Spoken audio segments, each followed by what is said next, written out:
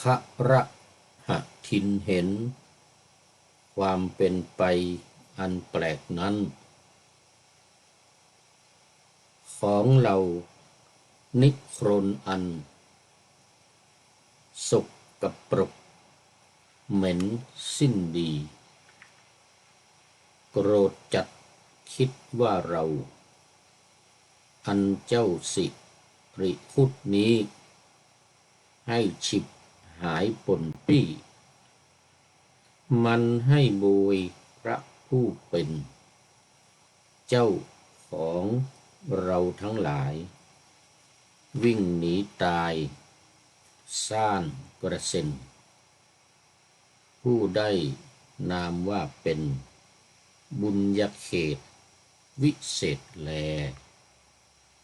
สามารถให้ลาภโชคเทวโลกทั้งหกแก่มนุษย์ทั้งหลายแท้ผู้เหยียดมือออกไหว้วานตามความพึงพอใจให้ถึงความฉิบหายครันจึงไปฟ้องราชันทูลให้ปรับสหายโกง1,000 กหาปะณพระราชาทรงส่งพระราชสารตรงไปหาสิริคุดพลันสิริคุดนั้นไปถวายบังคมราชันทูลความเป็นไปนั้นตั้งแต่ฟ้ามาถึงดินพระราชาทรงดูผู้ฟ้องระหทินทรงถามว่าได้ยินว่าเจ้าพูดอย่างนั้นลือคระหทินนั้นทูลราชันด้วยความซื่อว่าจริงดังเล่าลือจึงถูกปรับสินไหมแทนนี่ก็ขอ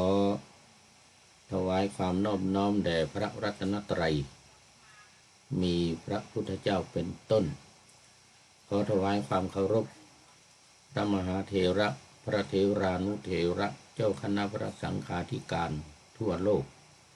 มีพระเดชพระคุณพระธรรมเสนาบดีเจ้าคณะภาค7วัดพระธาตุดอยสุเทพเป็นต้นและขออำนวยพรแด่ท่านผู้ฟังท่านผู้ชมสาธุชนพุทธบริษัททั้งหลายวันนี้รายการธรรมทัศน์ของวัดพระธาตุดอยสุเทพออกอากาศทางสถานีวิทยุวปท2จังหวัดเชียงใหม่ซึ่งมีร้อยเอกจำนงปัญญาวัฒโนเป็นหัวหน้าสถานีและอาตมาภาพพระครูปริยัติยานุศาสตร์เป็นผู้บรรยายเป็นประจำทุกวันตั้งแต่เวลา7:30 นาทีไปจนถึง8 นาฬิกาโดยประมาณ วันนี้ก็ยังเหมือนเดิมถ่ายทอดเสียงล่วงหน้ามาจากวัดพระธาตุดอยสุเทพเยอรมนีผ่านทาง Facebook Live สวัย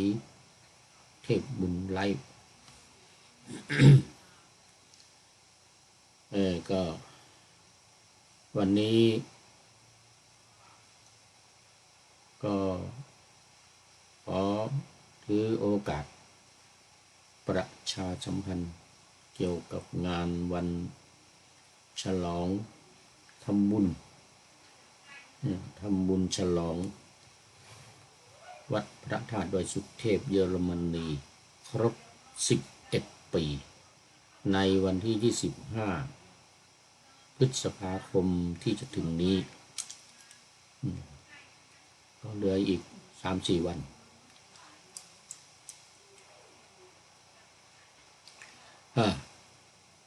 และขออนุโมทนากับญาติโยม ที่มาร่วมกันเป็นเจ้าภาพในการดำเนินงานเป็นจำนวนมากแต่ว่ายังได้รายชื่อมาไม่ครบ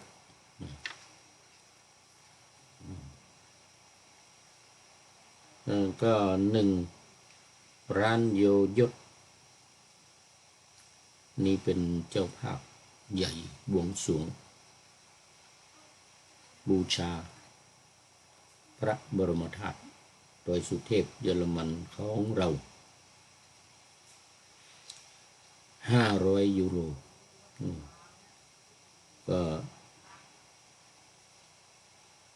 10,000เดี๋ยว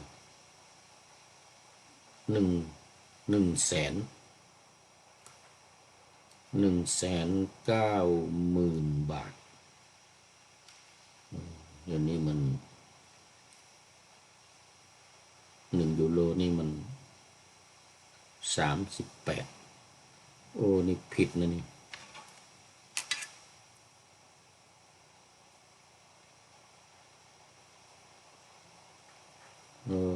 นี่ผิดไปนิด10,000นะถูกแล้วเมื่อกี้นี้19,000 บาทแล้วก็โยมจันพิมพ์คัสต์นี่ก็เป็นอดีตเป็นประธาน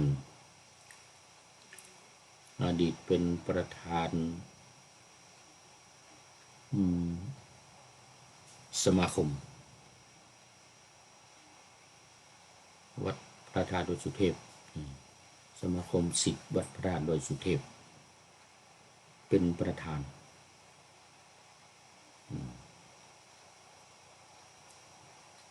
อีก300อีกเดี๋ยวก่อน3,800 บาท3,800 บาทแล้วก็มีคุณโยมน้ำดวงพุทธและคุณโยมหวานนี่ก็3,000ก็เดิม3,800 บาทก็คือ100 ยูโรคุณโยมกุ้งคุณโตโลคุณโยมกุ้งกับสามีชื่อโตโลอันนี้ก็บวงสรวงนี่50 ยูโรเนี่ย1,900 บาท50 ยูโร1,900 บาทแล้วก็มีดอกไม้นี่ค่าดอกไม้1,900 บาทส่วนบวงสรวงนี่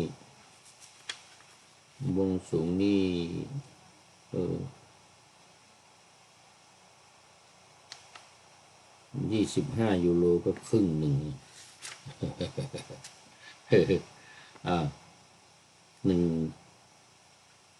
เดี๋ยวเท่าไรดีประมาณ7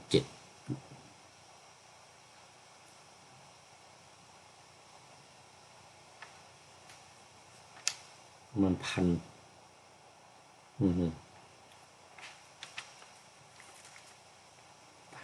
กับ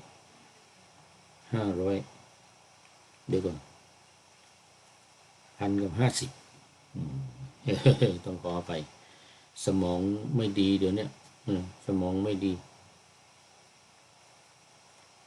แต่ก่อนนี้ได้อันดับหนึ่งนะสมัยอยู่โรงเรียนประถม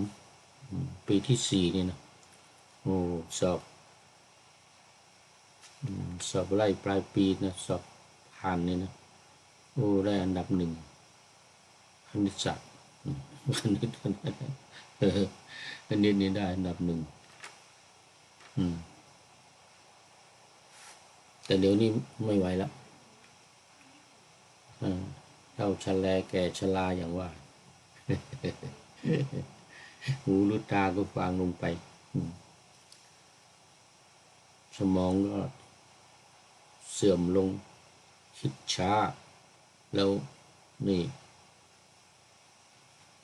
เขาเรียกอะไรอัลไซเมอร์มาบ้างแล้วนิดๆหน่อยๆนะยังไม่มากเอาแล้วคราวนี้ก็คุณโยมชุติรัตน์โฟนเลอร์โอ้นี่คุณโยมจ๋าเป็นเขาเรียกว่าเป็นรองประธานสมัยนั้นนะตอนที่สร้างวัดท่าดอยสุเทพใหม่ๆสมัยอาจารย์ดร.พระมหาชัยวิชิตเป็นเจ้าอาวาสสมัยโน้นแล้วก็ยึดเมื่อจาก10 ปีก่อนโน้นนะ7-8 ปีมาแล้ว10 ปีมาแล้วสิเพราะว่าเริ่มแรกเลยเริ่มต้นมาเลยมาเลย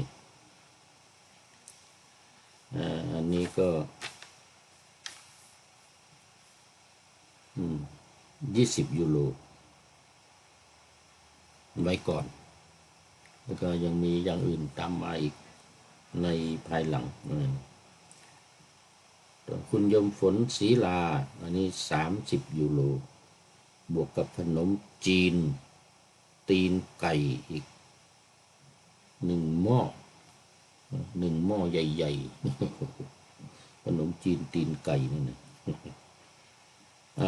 แล้วก็มีคุณโยมเกตแก้วนี่20 ยูโรเหมือนกันบวงสรวงแล้วโยมนิดโยมพันนียาสิกศักตัวนี้เป็นนามสกุลเยอรมันอันนี้ก็บวงสรวงนี่ก็ 1,900 บาท50 ยูโรแล้วก็มีโรงทานแกงไตปลาส้มตำแล้วก็หมู3 รสก็บวกกับปอเปี๊ยะทอดนี่โอ้สุดยอดเลยสุดยอดเอาแล้วต่อไปคุณโยมนางคุณโยมนางนี่คือดิยมปราณีอันนี้ลงทานเส้นก๋วยเตี๋ยวนี่นะโอ้1 ลังลูกชิ้นอีก10 กิโลกรัมแล้วก็บวงสรวงอีก50 ยูโรก็1,900 บาทสาธุโมทนาต่อไปเป็นคุณโยมโบโยมอ่อนโยมอ๋อยโยมแตนแล้วคุณโยมชาญโยมนาอันนี้ยกร้านอาหารมาเลยปลาท่องโกร้านปลาท่องโก1 ล้านเลยรวมกันหลายคนแล้วก็ยกร้านมาเลยบริการฟรีปลาท่องโกฟรีตั้งแต่เช้ายันค่ำเลยเช้ายันค่ำนู่นกลางคืนนู่นทำไม่หวาดไม่ไหวมือไม่ได้หยุดต่อไปคุณโยมจันทิพย์ผู้ดีหรือนามสกุลเยอรมันว่าเลเวอร์ที่รู้จักกันก็คือโยมเล็ก ที่เรารู้กันทั่วไปโยมเล็กโยมเล็กเลเวอร์บวกกับลูกสาวโยมโยแล้วก็น้องลินนี่น้องลินนี่เป็นหลานของโยมเล็กจนเป็นลูกสาวของโยมโยนี่โอ้นี่ก็เป็นนักศีลนักบุญนะนี่อายุแค่5 ขวบนี่มาทำสมาธิภาวนาเป็นประจำเลยวันเสาร์วันอาทิตย์โมทนาเป็นอย่างยิ่ง100 ยูโรก็คือ3,800 บาท3,800 บาทคราวนี้ครัวคูณอินครัวคูณอินพร้อมสิทธิ์วัดพระธาตุดอยสุเทพนี่ลงทานตะโก้ลงทานตะโก้นี่ถามไปทำมามันเป็นอะไรมันเป็นตะโก้เนี่ยนะก็ปรากฏว่าเป็นขนมหน้ากะทิเหมือนนะก็คงจะเหมือนขนมในที่นี่เขารู้จักกันดีตะโก้นี่นะบ้านเรานี่จะเป็นขนมปาดนะเป็นเอาใส่ใบเตยมาทำเป็นกระทงนี่นะนี่ก็กำลังทำกันอยู่เนี่ยมันคงเป็นร้อยพันนะน้องคนมาในงานนี้แจกหมดคนหนึ่งกินมา3-4 อันก็ไม่ว่าอะไร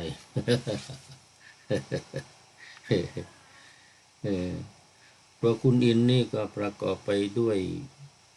เจ้าภาพหลักก็คือ คุณโยมอ๊อบแอปหรือจิลาพรบราโดเนี่ยนี่ก็เป็นตัวหลักเป็นเจ้าพิธีอะไรหลายอย่างฟ้อนลำอะไรด้วยบอกว่าแจกทุกคนเหมือนกันที่มาเนี่ยนะจะมา100 200 500ไม่ว่าแจกหมดทุกคนกินจนอิ่ม นี่ต่อไปก็โยมนางนารีสิงห์คณะดนตรีวงดนตรีคณะนารีสิงห์ก็คือโยมนางเขาเรียกว่านางนารีสิงห์ซึ่งจะมาเป็นพิธีกรแล้วก็รำชุดพระพุทธเจ้าหลวงนี่พร้อมกับวงดนตรีมาด้วยคุณโยมนางนี่เป็นหัวหน้าวงดนตรีใหญ่โอ้โมทนาสุดท้ายนี่คุณโยมนางคุณโยมวันนีนะโยมนางโยมวันนีเนี่ย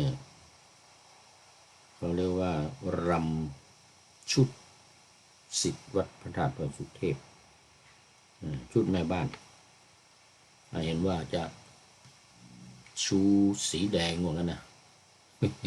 สีแดงเป็นหลักของใครจะเป็นสีอื่นมาร่วมมือก็ไม่เป็นไรสั่งเล็บจากเมืองไทยตอนนี้20 ชุดเพิ่มเติมเดิมนี่มีก็10 กว่าชุด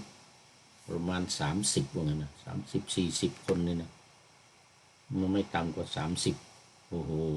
ชุดใหญ่เลยแล้วก็เปิดเพลงกลิ่นกาสลองเมื่อบทเพลงกลิ่นกาสลองโอ้ยิ่งใหญ่เลยแล้วก็กลองคล้องเนี่ยก็เป็นของภาคเหนือเนี่ยกองเขาเรียกกองตึงมงเลยนะกองตึงมงโอ้ สียงดังลั่นสนั่นหวั่นไหวเลยเอาแม่บ้านทั้งหลายชุดแม่บ้านทั้งหลายนี่มารำโดยคุณโยมนางนี่เป็นหัวหน้านางรำ นี่มาฝึกกันไปหลายครั้งแล้วแล้วก็ส่งให้ทุกคนว่างั้นนะยมพรมาคุยอีกว่าวันนี้โอ้ไปฝึกซ้อมมาแล้วฝึกซ้อมที่ไหนฝึกเองว่างั้นเอาไหนมายมนางส่งมาให้ว่างั้นเสียท่ายกเท้าไม่ทันเขาว่างั้นอายุมาก ยกเท้าไม่ทันเขาเลยหัวหน้าเขาให้อยู่ตรงกลางว่างั้นหมู่ที่อยู่ข้างนอกจะได้มองไม่เห็นว่าประเภทพวกยกซ้ายตัวเองยกขวานี่นะ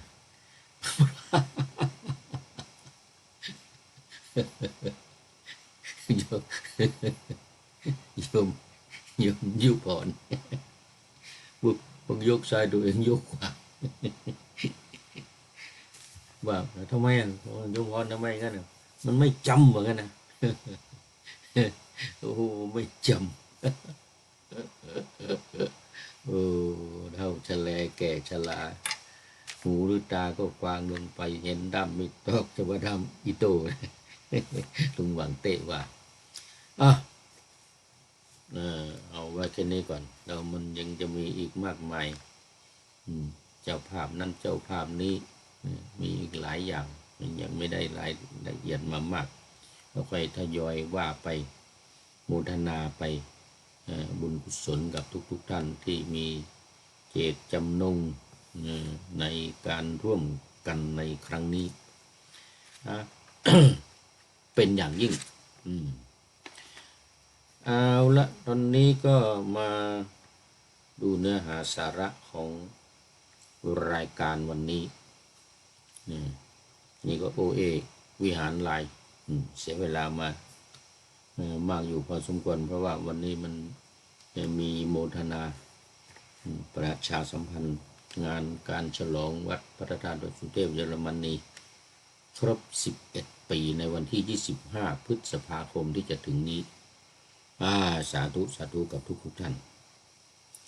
นี่ก็เรื่อง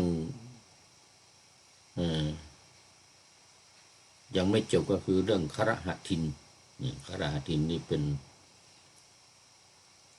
สาวกของนิโครนัตบุตรเป็นลัทธิหนึ่งปัจจุบันนี้เรียกกันว่าลัทธิเชนศาสนาเชนเนี่ยนะเชนสระอีเป็นสระเอจากชินะเนี่ยนะชินะแปลว่าชนะแปลว่าชนะเนี่ยนะก็เขาเสียงเป็นเชนเอาสระอีมาเป็นสระเอเนี่ยชินะศาสนาเชนมีศาสดามหาวิระเป็นหัวหน้าเป็นศาสดาเอกเป็นพระอรหันต์ครหทินนี่ก็เป็นคนหนึ่งในบรรดาสาวกของนักบวชเปลือยทั้งหลายนุ่งลมห่มฟ้าครหทินเห็นความเป็นไปอันแปลกนั้นของเหล่านิโครนอันสกปรกเหม็นสิ้นดีเนื่องจากว่าไปตกหลุมพูดที่สิริคุตทำไว้เพราะว่าสาวกเขาอวดอ้างว่ารู้ทั้งหมดรู้เหตุการณ์อะไรจะเกิดขึ้นเนี่ยรู้ทั้งหมดทั้งอดีตปัจจุบันและอนาคตว่านั้นอะไรจะเกิดขึ้นรู้หมดนะก็เลยมีการทดสอบว่าจะรู้จริงหรือไม่สิริคุตซึ่งเป็นเพื่อนกับครหทินเนี่ยนะแต่ว่าเป็นอุบาสกสิริคุตนี่เป็นอุบาสกในพระพุทธศาสนาก็นิมนต์มาก็ขุดหลุมอย่างว่าที่เล่าไปเมื่อวานเนี่ยวันนี้มันจะมาเล่าต่อโกรธจัดคิดว่าเราอันเจ้าสิริคุตนี้ให้ฉิบหายปนปี้มันให้โบยพระผู้เป็นเจ้าของเราทั้งหลายวิ่งหนีตายซ่านกระเซ็นผู้ได้นามว่าเป็นบุญยเขตวิเศษแล ก็หมายถึงว่าพระรหัสทินเนี่ยกระโดดสิริคุตที่เอาพระไปลงหลุมคูดพระนักบวชเปลือยเนี่ยนะ500อ่ะโอ้โหยืนกันเป็นแถวให้ยืนหันหลังนะห้ามหันหน้ามามองว่ะนะเออห้ามหันหน้ามองอาสนะเพราะว่าจะต้องนั่งลงว่ะนะเอาเวลานั่งลงให้นั่งลงพร้อมกันฟังเสียงนกหวีดปรี๊ดนั่งลงพร้อมกันปุ๊บเท้าของเตียงเท้าของอาสนะเตียงเนี่ยที่มันวางอยู่บนเชือกเนี่ยมันหนักอ่ะหนักกลิ้งพลัดตกลงจมหลุมคูด